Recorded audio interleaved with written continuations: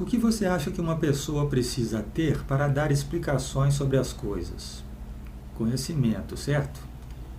E de onde ela vai tirar esse conhecimento? Ela vai aprender estudando ou aprender na prática.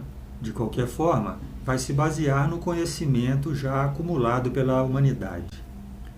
Se você quiser discordar do conhecimento de uma dada área, é até possível, mas nesse caso você tem que ser alguém especial que tenha muito estudo ou muita vivência naquele assunto.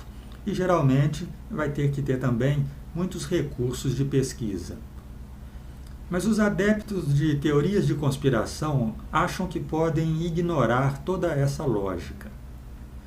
Uma característica de qualquer teoria de conspiração é que os seus seguidores precisam oferecer explicações alternativas para os fenômenos ou episódios a que se referem.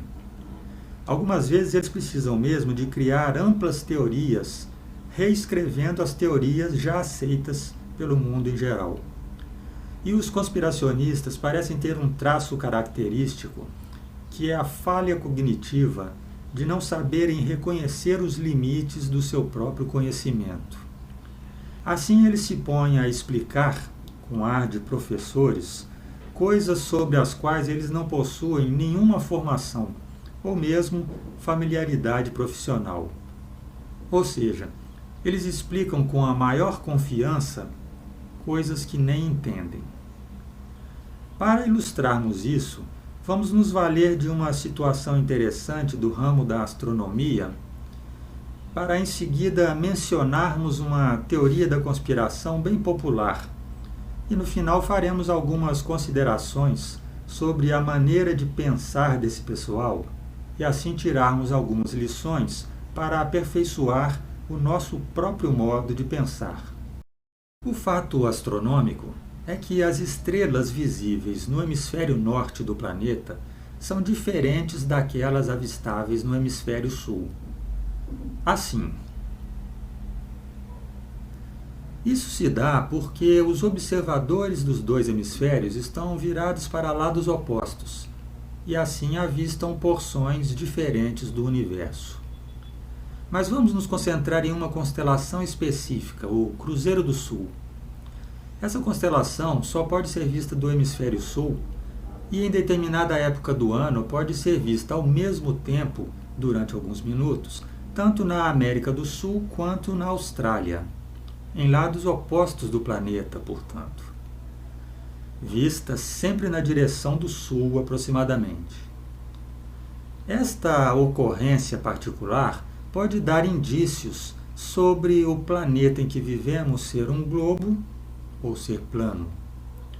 Será que é possível esse avistamento da América do Sul e da Austrália ao mesmo tempo, tanto na Terra globo quanto na Terra plana? Vamos ver cada um dos casos.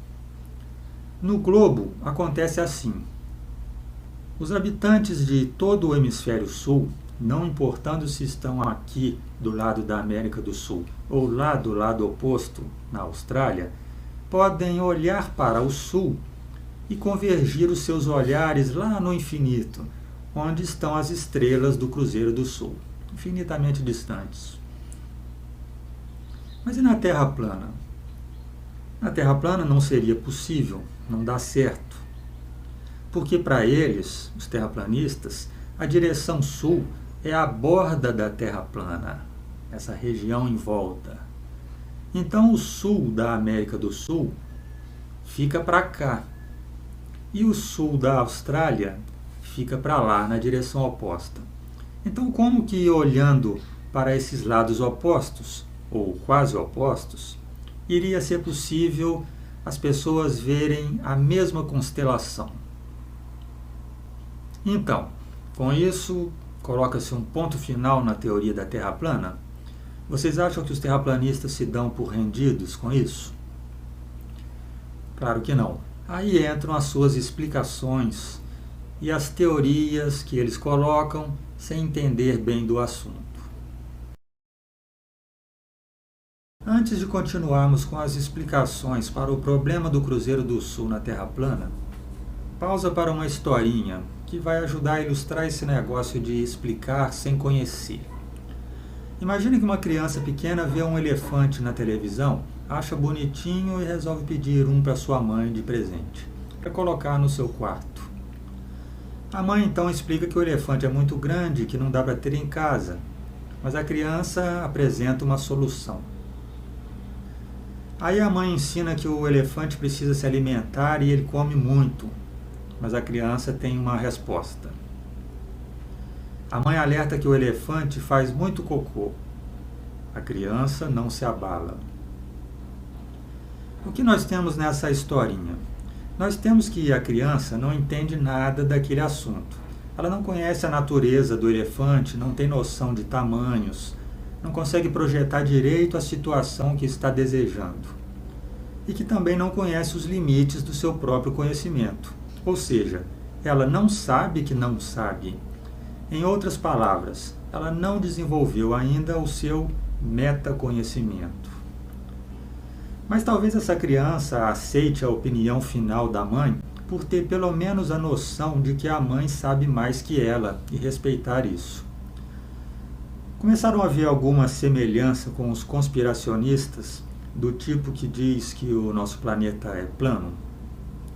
Eles funcionam basicamente assim, com um acréscimo de que não aceitam aprender com quem sabe mais, porque não reconhecem que sabem menos.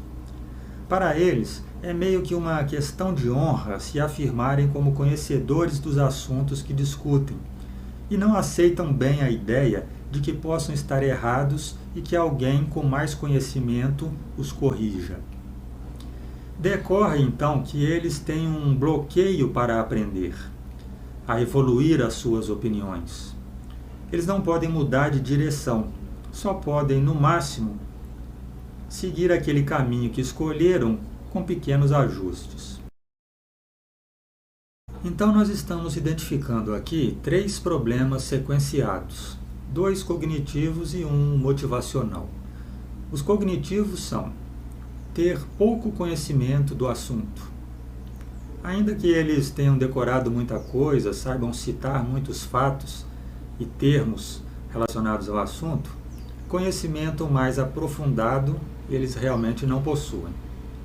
Segundo problema cognitivo, não ter consciência dos limites do próprio conhecimento.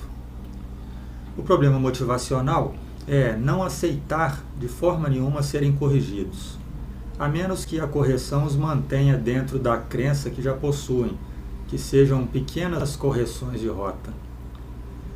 Voltando ao caso do nosso exemplo ilustrativo do Cruzeiro do Sul, é assim que o adepto de teorias conspiracionistas, que acredita que a Terra tem formato plano, resolve o problema, falando coisas que não conhece bem, dando explicações superficiais e estapafúrdias que, na limitação de conhecimento deles e na recusa de ouvir as correções, parecem ser ótimas explicações.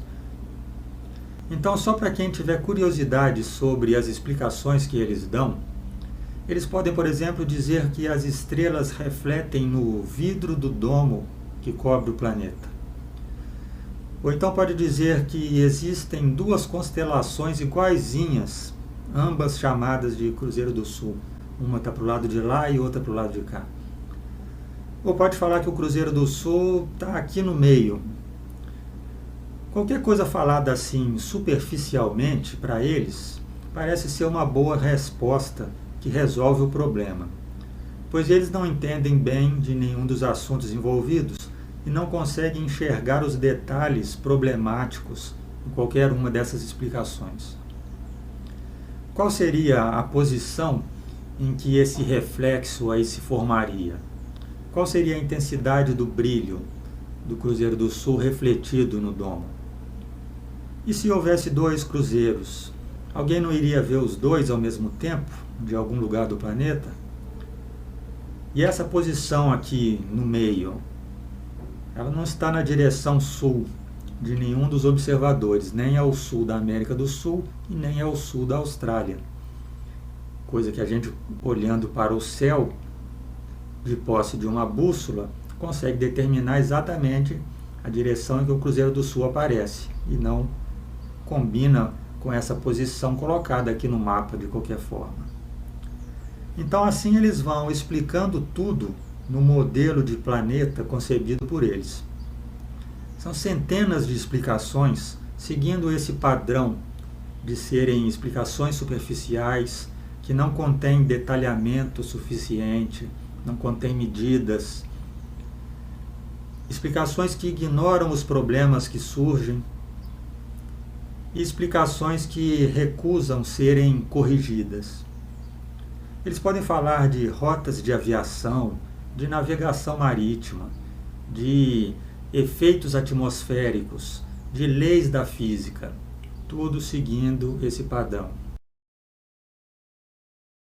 Por fim, vamos tomar tudo isso como exemplo caricatural e tirar algumas lições para aplicar a nós mesmos, para aperfeiçoar a nossa forma de pensar e não cometermos erros semelhantes. Quando você for analisar um assunto, tente primeiro analisar quais são os limites do seu conhecimento dentro daquele assunto. Qual é a sua capacidade de considerar os detalhes envolvidos?